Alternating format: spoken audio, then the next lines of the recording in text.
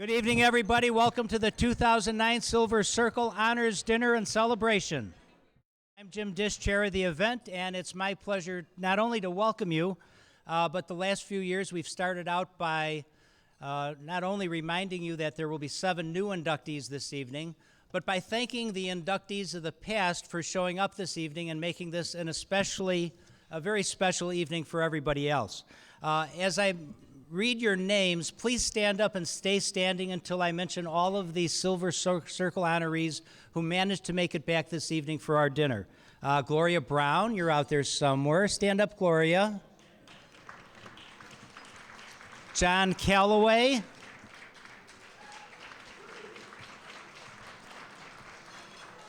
We have Sheldon Cooper. Sheldon Cooper was the first person ever inducted into the Silver Circle Chicago chapter. Scott Craig. Joel Daly.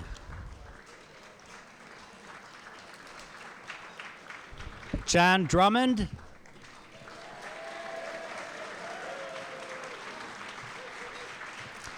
Bruce Dumont.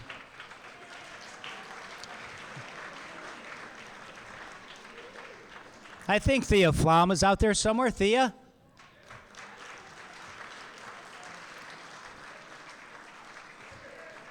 And now for L. Does 'em all, big and small Hall. L. Hall.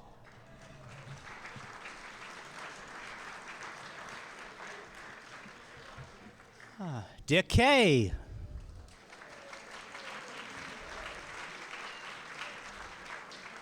Our host for the evening, Frank Matthey.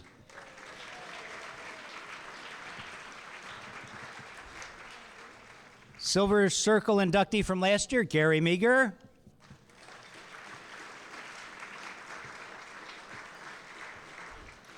Rich Samuels.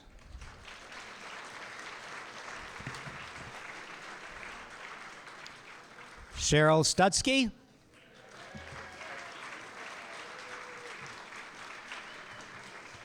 Harry Volkman.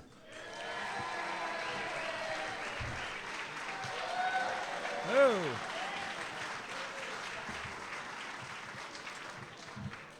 And we also have Harry Volkman.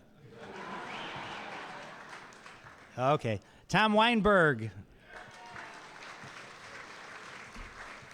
Ron Weiner.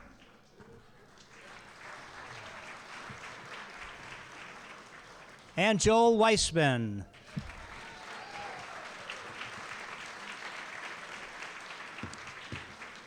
Thank you for being here. Now we go to the Silver Circle honorees who are maybe way, way out there in the future. We have a couple of scholarships to present this evening and the High School Video Awards. So bear with me, and Dan Magner. Welcome Dan on stage. Dan handles all the scholarship and video contest work that the TV Academy does. He does a tremendous job pulling the schools together, and we'd be lost without him when it comes into this realm. So let's give Dan a big hand.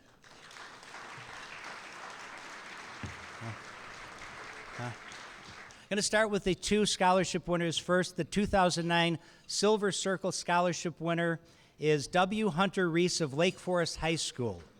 Hunter, come on up. Let me tell you that Hunter Reese says working in the television industry is not about the money. It's about the joy and reward of creating visual stories for the rest of his life. His experience and passion for television started at an early age when a brother took him along while shooting video projects. Since then, Hunter has won numerous CTEC awards, that's the Chicago Television Educators Council, Best of Telecom Awards, and Chicago School Film Festival Awards. Reese is a senior at Lake Forest High School. He plans to attend USC in the fall and major in cinema television. To W. Hunter Reese, a $2,500 scholarship from the TV Academy. Congratulations. Now for the Dick and Lorena Meyer Scholarship, also a $2,500 scholarship. The winner of that is Olivia Arns of Barrington High School.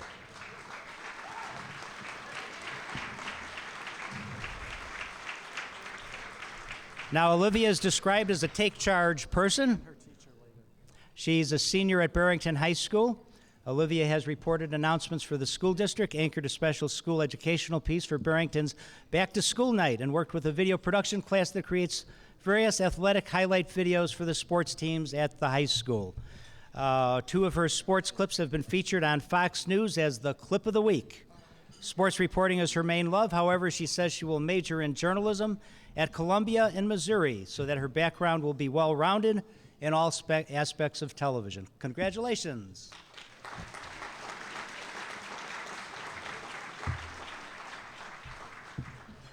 Okay, stay up here now. We have other people that are going to join you. Every year, the Chicago chapter of the National Television Academy does a high school video contest. And we have several Crystal Pillar Award winners and honorable mentions. So first in the news category, Crystal Pillar winner. For an entry called A Second Life, the school is Glenbrook South, and the student is Mark Helenowski. Come on up, Mark. Also taking part is Kyle Paik, and teacher is Mark Ferguson. And I actually was one of the judges in this category. This was about the social networking sites, wasn't it? I hope. Mark, was this about social networking? Oh, yes, it was. This was about social networking sites. I saw the video. It is absolutely spectacular. It is so well produced, you cannot believe what they're doing at the high school level in terms of quality. Excellent, excellent piece.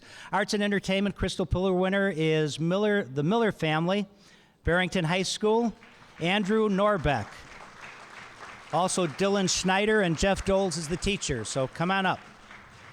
Honorable mention for a compilation, Best Year Ever and BHS Cribs, Barrington High School again, Rob Wiedner. Brad Kopp is the other student who took part in it. In the long form category, Crystal Pillar winner, entry is Hush. The school is Chicago Vocational Career Academy. Giovanni Brown is the winner. Come on up, Giovanni. Joseph Green, Latanya Sampson, Albert Charles all took part. Roger Badish, the teacher. And the parade continues with the Crystal Pillar winner in sports.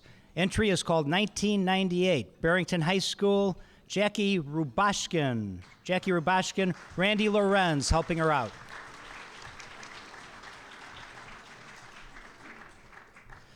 Another Crystal Pillar winner in the public affairs category, one campaign PSA, Lake Forest High School, Hunter Reese.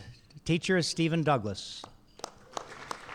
And he also won an honorable mention with the same in the craft category for a thing called Kroya Time. So double congratulations to Hunter Reese. Another honorable mention, every day I wake up and I just say thank you, Barrington High School. Katie Tuber. Teacher is Jeff Doles. Also an honorable mention, don't be a screw up. Riverside Brookfield High School, Stacy Sherman. Kevin Kraus and Dan Fleming contributing, teacher Gary Prokes. And another Crystal Pillar winner, enter Gigi's House. This is in the craft category. Barrington High School, Rob Wiedner. Other students who took part, Connor Stickney, Andy Norbeck, and Jackie Rubashkin. Randy Lorenz, teacher Jeff Doles. Congratulations.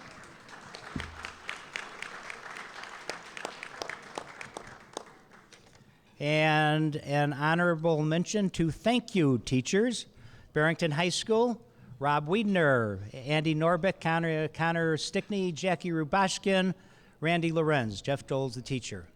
And the final Crystal Pillar winner of the evening, the entry is Cemeteries, Stories in Stone, Riverside Brookfield High School. The student entrant is Jet Pleasant.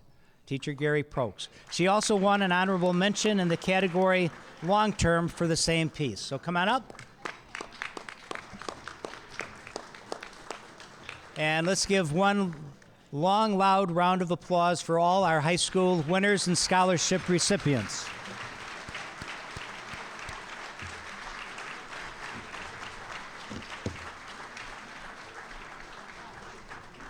Now we want the high school people to stay up here.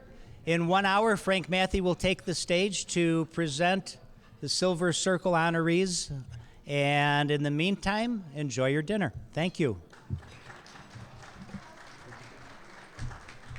Good evening, ladies and gentlemen. I want to introduce the president of the Chicago Midwest chapter of the National Television Academy, Barbara Williams Perry. Barbara? Thank you. No, I'm fine. I just look off balance. Hi, everyone. Welcome. Thank you so much for joining us for the Silver Circle Honors tonight. I have a wonderful, beautifully written two-page introduction, and this is what I'm doing with it right now. This is what you get when you're sitting at a table with producers. They'll all tell you what to do, and at this event, their opinion is very valuable to me. That's what the Silver Circle's all about. I feel like it's homecoming. We're among friends. We get to honor people. Tonight, everyone wins. And that's the wonderful thing about the Silver Circle. We remember all the people who have brought us along, created the business as we know it today. We have 7 absolutely great honorees tonight, and I'm delighted that you could all join us to honor them along with all of us. So why don't I just get right to it and introduce our host, Frank Mathy. Frank began his broadcasting career in Milwaukee. Since he came to Chicago in 1967, he's been an integral part of the ABC 7 news team. He's covered hard news, he's helped consumers as part of the Action 7 team, but Frank is best known for his delightful and insightful human interest stories. He continues to charm audiences with his award-winning feature reports. A 2004 inductee to the Silver Circle himself, please give a warm welcome to Frank Mathy.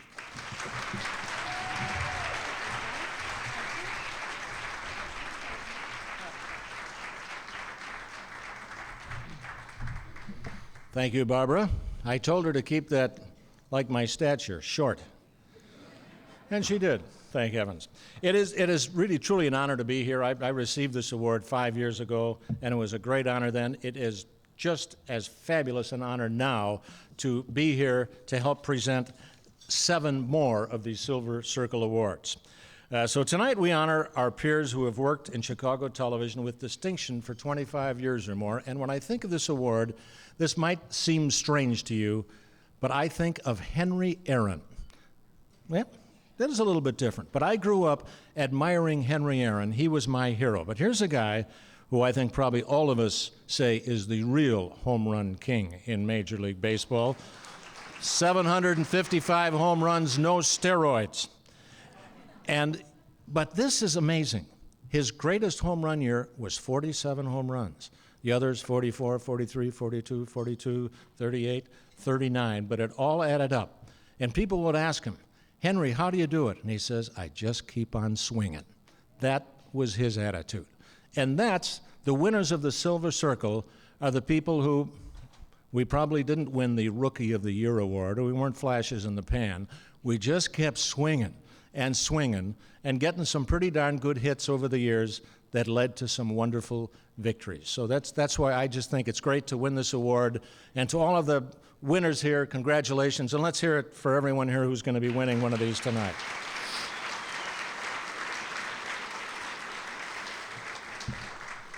Tonight, 7 more highly deserving honorees will join this special club. Among the class of 2009, an esteemed courtroom artist. It says here a gregarious meteorologist. How about a goofball meteorologist, huh? A barrier-breaking news cameraman, Jim Strickland, great cameraman, a highly thought-of news executive, a doggedly determined reporter and host, an innovative baseball director, we know who that is, and a respected news anchor. Now, these honorees will join 102 members who have been inducted into the Silver Circle since 1992. So this is really a wonderful honor. Now, the achievements of all the members of the Silver Circle are based in the past, and they show us the way for the future. With that in mind, let's again congratulate our high school scholarship winners and winners of the high school video contests.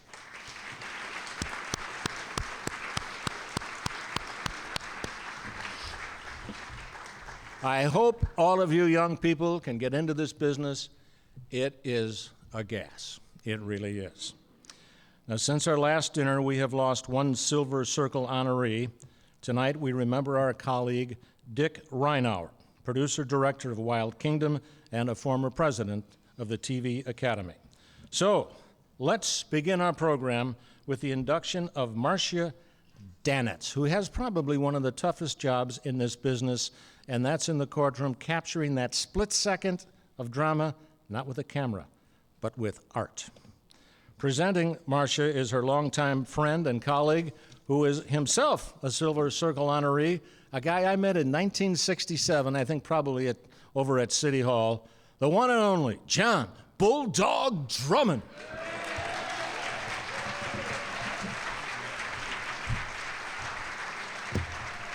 Good evening, ladies and gentlemen. Frank, we met in 1967. You're right on that, but I'll tell you when we met, when Joseph the Doves Ayupa was appearing before the Senator Saragusa's committee, and you were there that day. All right, that's the fact.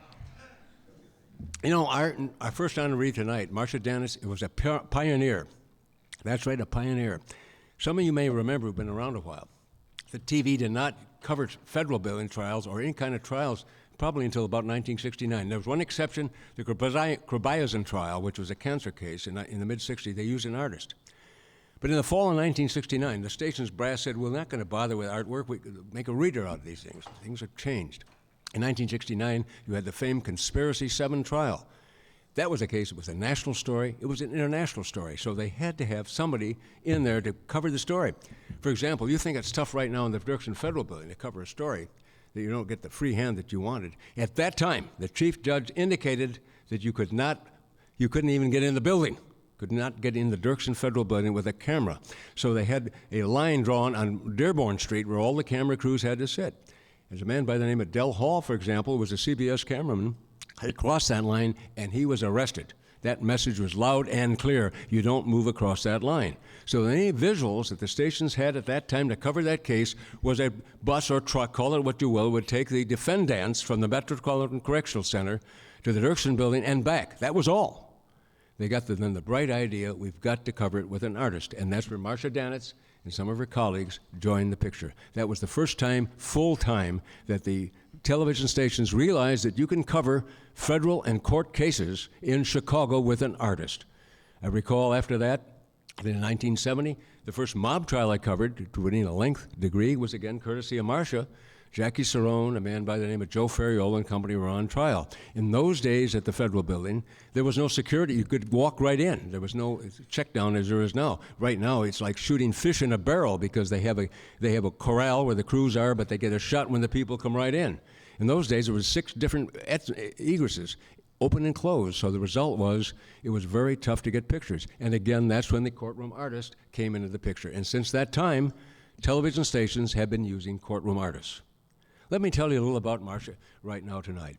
She was a person, has, by the way, strong academic credentials. She has a bachelor's degree from the Art Institute, a master's degree in liberal arts from the University of Chicago. She was working for an advertising agency at this time when a man by the name of Bill Robbins, who was a director at Channel 2 then, back some 42 years or 43 years ago, suggested they use Marcia to cover the art cards when we came to the trial that I was talking about, the Conspiracy 7. That's when Marcia started there. If you think it's easy to do an artist, let me tell you what the artist has to do. You see that in print it's not so bad. You can't just do one picture or two. The person who is a courtroom artist has got to sit through all these various people who are witnesses. What are you going to use? What are you not going to use? For example, maybe that Lloyd Sabatini gets up there and talks for 45 minutes. You don't want any of it. So Marcia's sitting there and I give her the cut sign. All of a sudden, Joe Smosley comes up and he identifies that Joe Sanowski was the person who did the killing. You need him. He's only on the stand 15 minutes. You need 3 sketches of Sanowski to cover the story. And that's where an artist comes in, and a good artist to do it. So it's not very easy to do that type of thing. It's not, you can sit on your fanny, for example, and just do nothing. That's the point that certainly Marcia has done. And by the way, yeah, she works. She cuts the mustard when she's in there. And speaking of that, I always laugh. Remember at that time I mentioned in '69, I should recall, for some of you people, that was in film. There was not videotape at that point. No videotapes. All we had was film, which I always get a kick of, by the way, when I see right now these draft gurus talking about this weekend, how this guy locks himself in a room and he watches all this film. They haven't used film in the National Football League in probably 30 years. It's all videotape they're watching, but that's beside the point right now. That's true. Check that the next time. He says, I watch lots of film. I'd like to walk to one of these guys and say, I bet you haven't watched any film at all. And they watch in videotape. But let's get back to, that's exactly true. Marcia Danis was a person who was a mother. She was a single mother with 2 youngsters. She was working in an advertising agency, and that's when she got the call from Bill Robbins to come in and do the artwork. That was back in 1969, 40 years ago, gentlemen. She has covered, ladies and gentlemen, she has covered the governors who were on trial, Otto Kerner, Dan Walker, Blago, and of course others, including, well, she didn't do Stratton, but other than that, she did them all. Mob cases, she did plenty of those. Tony Accardo, Joey Lombardo, the list is long. In fact, her art cards, one of the cases I recall was an Accardo case in 1971, and Mr. Accardo's lawyer, a man by the name of Walsh, requested some sketches that Marcia had done so they could go to Mr. Accardo's house. So she always had a lot of viewers, and she had a lot of fans who weren't necessarily from the Fifth Estate. I'll tell you that right now. So let's go. We could talk and go long-winded, and we're not going to do that tonight, even though Max is usually going to do a story at minute 15, and I've gone over that.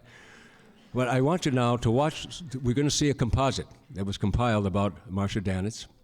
And it's compiled by Carolyn Broquet, who was here tonight at table number 1. I think it's done very well, by the way. And I also feel, I think it's obligated to, that obviously Marcia was not the only one. I'm talking about her being a pioneer in 1969. You have to remember Andy Austin. You have to remember others that came in that group, including, of course, Carol Renault and Verna Sadock and others have all made it easy for television to cover trials, which they didn't do until the 60s. Now, without any further ado, I'm going to introduce you to the tape that was performed by Carolyn Broquet. As they say, roll tape, and let's see those stories. It was 1969. My brother-in-law, Bill Robbins, a director at WBBM, recommended me to the station to cover the Chicago 7 conspiracy trial. As their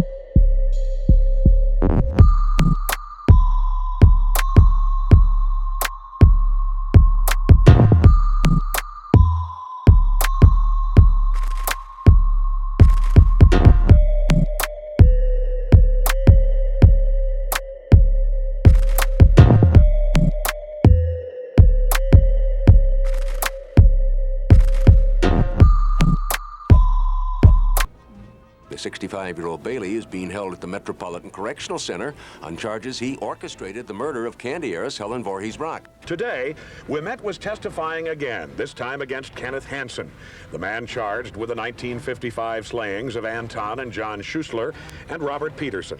He showed the jury huge blown-up photographs of the boys' bodies. One had been strangled by hand, another using a rope or cord, and the third was strangled by a chokehold. Holding up a picture of Janine Nicarico, Judge Ronald Malling dealt a crushing blow to prosecutors who have twice convicted Cruz of this very same crime. The dead man's 2 sisters sat in the courtroom watching and weeping. Almeida continued. Almeida testified that he drove Alleman to the scene of the killing. I pulled the car forward, headlights off. Harry Alleman told me, put the lights on. I did. I pulled next to Billy Logan's car. Harry called him. Hey, Billy. Billy walked up to the curb between the cars. Harry shot him with a 12-gauge shotgun. George Ryan entered the Dirksen Federal Building as an accused felon. Moments later, he stood before a judge saying he understood the charges against him and later pledged a vigorous fight to clear his name. As for Faywell, Collins summed up his attitude this way: "It was screw you, federal investigators, and screw you, taxpayers of Illinois." Such a long trial is very telling on you. As you're sitting there every day, day in and day out. He was at the very beginning of the trial. This case, the defense attorney said, is in trouble. Webb said George Ryan has undergone 7 years of hell by federal investigators who want to ruin his life and send him to prison. Earlier, prosecutor Patrick Collins urged the jury to convict Ryan too. You decide whether corruption matters. Is this politics or is this crime? And when he heard the verdict in the courtroom, he remained stoic. Judge Rebecca Pallmeyer read the verdict swiftly, guilty of all charges. George Ryan and co-defendant Larry Warner did not move or change facial expressions, as witnessed and drawn by CBS 2 courtroom artist Marcia Danitz. It's the same expression he had throughout the trial. He showed no emotion. Ryan stared at the jury box as each juror was asked about the verdict. Most of the jurors kept their eyes on the judge and didn't seem to look at Ryan or Warner. The son put his arm around his mother, and the children have been very close to them and very attentive to them. I was in a courtroom, but I was in a 40-year drawing class.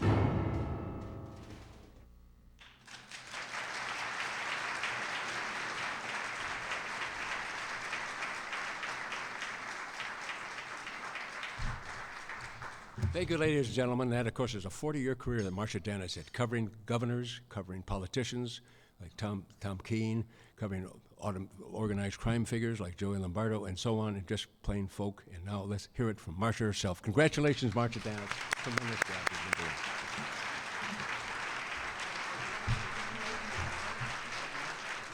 Learn to smile to the birdie. Okay. There you are. Marcia this time she's the personality. She's not covering it. So we'll hear from Marcia. Nice job by Carolyn Bouquet. You're going to tell us a little about Marcia Danitz and all those sketches you did. Thank you so much, Okay, John. thank you. I want to thank the Chicago chapter of the Academy for this wonderful honor. I'm not used to talking into a microphone. I'm used to drawing. So if you'll please bear with me. As I said, I wanted to thank the Chicago chapter of the Academy for this wonderful honor and for acknowledging me as a visual artist in this business. As John had mentioned, the courtroom artist holds a very strange position in the world of news. We're there because the camera cannot be. But I think that we add a very special dimension to the news and a very special insight into what is happening in front of us. I want to acknowledge my fellow courtroom artists who have worked so hard all these years. Tonight, Carol Renault was here with me, and we have sat on those hardwood benches all these years, giving each other help and watching the nuances of the people who are in front of us within the courtroom. Of course, I want to thank my family and friends tonight, especially my son and daughter-in-law. And I want to give my congratulations to the fellow award winners tonight. I really wish that I could have congratulated Arnie Harris, because he and I went to school together. And he actually took me out on a date for grammar school graduation. I think Von Steuben High School would be very proud of us both. And of course, my thanks to John Drummond. As he said, we have spent about 1,000 years together in the courtroom. And much of that time in covering the mobsters, we've watched these mobsters grow old over time. And last year we were both at the Family Secrets trial when Joey Lombardo was brought in a wheelchair. But about 25 years before that, it was entirely different. I was with John and a cameraman when, after hearing for Joey, we were chasing him down the street trying to get some tape. And we ended up running down the aisles of Montgomery Ward department store. And Joey is not getting away. So finally, he stops dead in his tracks, puts his arms around two very startled women shoppers, and poses with this great grin on his face. I think that was probably the best tape that they ever made of Joey Lombardo. And I can honestly say that there were no people more interesting to draw than the members of the mob. And of course, my thanks to Carolyn Broquet, who put together this lovely piece for me. It brought back so many memories to me. And I think specifically of two cases of Rolando Cruz, who had been convicted of murdering 10-year-old Janine Nicarico. And he had spent about 10 years in prison at this point when new evidence came along. And one day after a court hearing, he was brought back to the lockup and walked right by me by the sheriffs. And he looked at me and he said, "How can you do this for a living?" And I was very taken aback by that. But I had drawn him found guilty, and then I drew him as an innocent man when he was exonerated.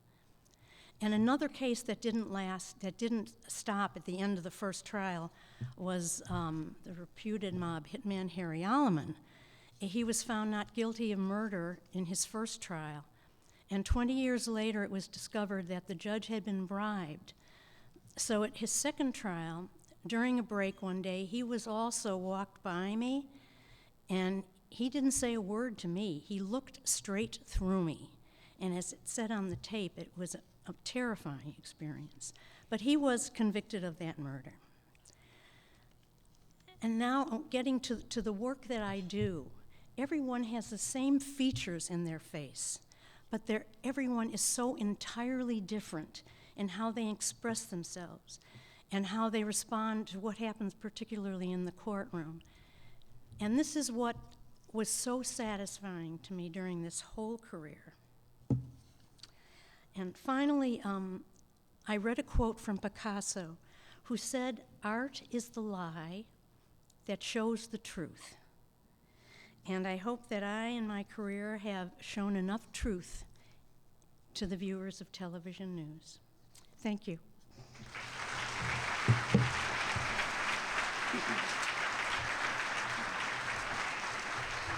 Marcia Danis, that's a special talent, isn't it? But where would we be without the characters in life, right? The people who just give you those extra laughs, make life just so much more fun. Guess who I'm talking about, huh? Couldn't be Jerry Taft, could it? Yes, it is. And Ron Majors has had either, I want to say, the fortune or the misfortune of working with him for almost 30 years. Ron, a legend. Where is Ron? Another legend. Where is Ron? I know you're here. Oh, you're coming up that side. Ron Majors. He's going to introduce the great Jerry Taft.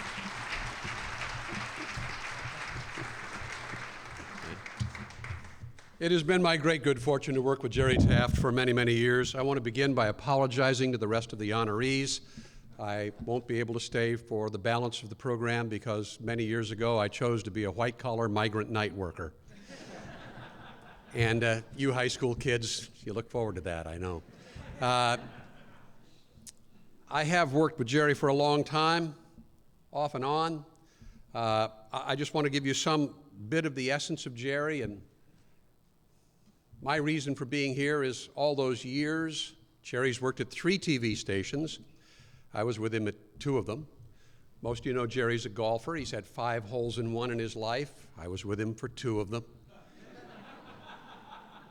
4 wives, I was with him for 3 of them.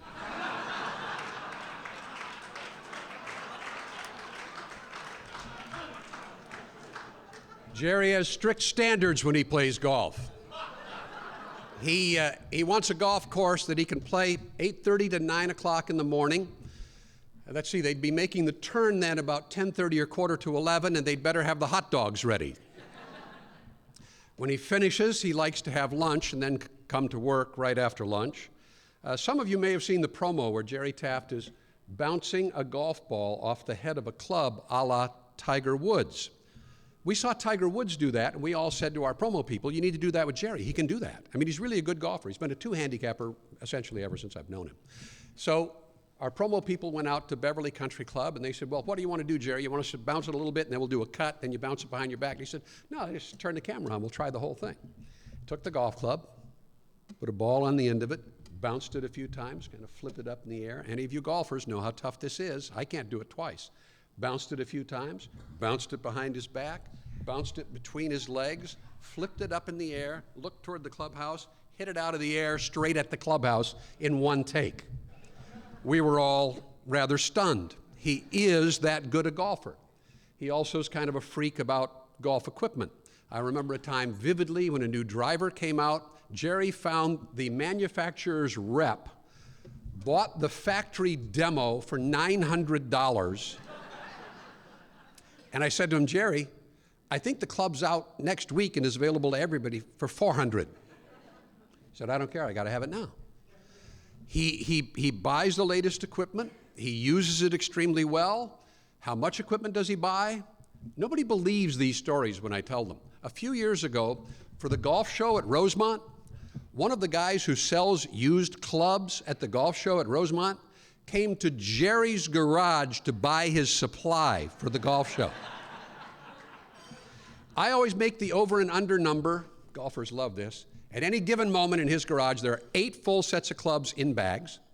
You couldn't count the drivers, putters, and wedges. But I have also seen him on the golf course at the end of a round while using brand new equipment, say to someone, you know, I like those irons. Those irons you're using, I had those about 20 years ago. And the guy said, yeah, these are real old. Jerry says, I'll trade you everything right now. The guy said, what do you mean, trade everything? Jerry said, you take this bag, I take that bag. He did. At the end of a very successful round, he traded all his brand new equipment for some old equipment because it was something he had liked 20 years before. He really does those kind of things. Golf clubs, motorcycles, cars, airplanes. Yes, I was in the bar on Lincoln Avenue when Jerry drove in on his Harley. Neither Jerry nor I drink or drive motorcycles anymore. Jerry used to lease cars from George Lober, and they were exotic cars. And I used to have to sit over at NBC, and Jerry would always tell me, you know, I got this great new car. It's a great deal. You don't have to buy it. You lease it. It's just fabulous. When you're all done, you turn it back in. I don't know what they were. They were Ferraris and Lamborghinis and Mercedes, and I don't know what kind. But Jerry would tell me what a great deal it was to lease cars, and we have a thing with Jerry. We'd smile and nod. Good. That's good. That's real good.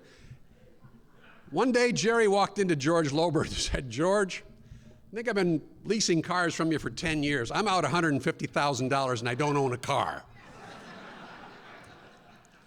Airplanes. He was a fighter pilot and an instructor. One day, a few years ago at NBC, we had, you know how the Thunderbirds and Blue Angels come around for the air show. We had the Air Force Thunderbirds in town, and I'm doing a 5 o'clock news, and about 4:45, I hear the Thunderbird guy is there, so I go downstairs, meet him, I bring him into the studio. I tell him it'll be a few minutes before the 5 o'clock news starts, and we'll do an interview with him somewhere in the 5 o'clock news, sit down and relax. He looks up and he goes, is that Jerry Taft? I said, wow, yeah, that's Jerry Taft. Did you grow up around here or something? Lead pilot for the Air Force Thunderbirds. No, he taught me how to fly. Really did. That doesn't mean Jerry's especially smart, however, about airplanes. Jerry once attempted to build an airplane in his apartment. At some point, as he was finishing up the tail, he realized he'd never get the airplane out of the apartment. But that's Jerry. Up until a few years ago, he flew his own plane, flew it very well. Other things